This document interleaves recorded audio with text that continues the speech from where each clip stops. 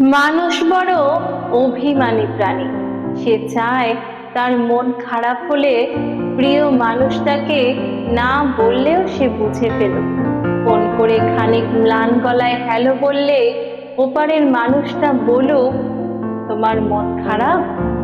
তার এলোমেলো চুল খানিকটা লাল চোখ দেখে বলুক, তোমার ঘুম হয়নি রাতে? দুঃস্বপ্ন দেখছো? টেনশন করছো কিছু নিয়ে?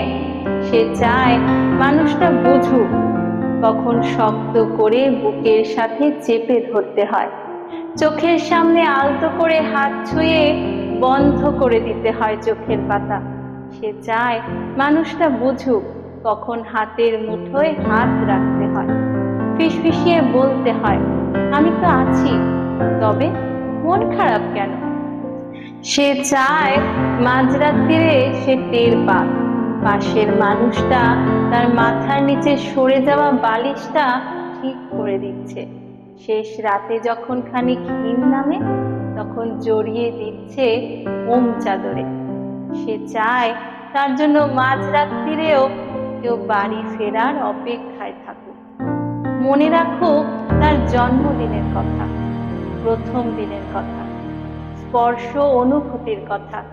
সে চায় তাকে ছুঁয়ে দেখতে গিয়ে কেউ মিথ্যে মিথ্যে অজুহাত বানাক, কেউ কপাল ছুঁয়ে বলুক, দেখি দেখি তোমার জ্বর নয় তো? অভিমানে দূরে সরে যেতে চাইলেই কেউ বলুক, খানিক ভুল করেছি বলেই দূরে সরে যেতে হবে?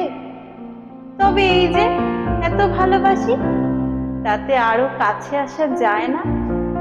আরো আরো কাছে, অনেক অনেক কাছে। মানুষ বড় অভিমানী প্রাণী। তারা দুজনেই কেবল ভাবে এসবই ওই মানুষটা করুক, ওই অন্য মানুষটা, কিন্তু শেষমেশ করা হয় না কারোরই।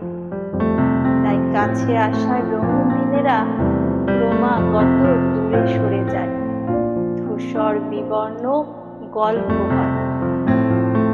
মানুষ বড্ড অভিমানী প্রাণী। অভিমানে সে ক্রমশই দূরে চলে যায়, বুকে পুষে রাখে এক সমুদ্র আঁকা।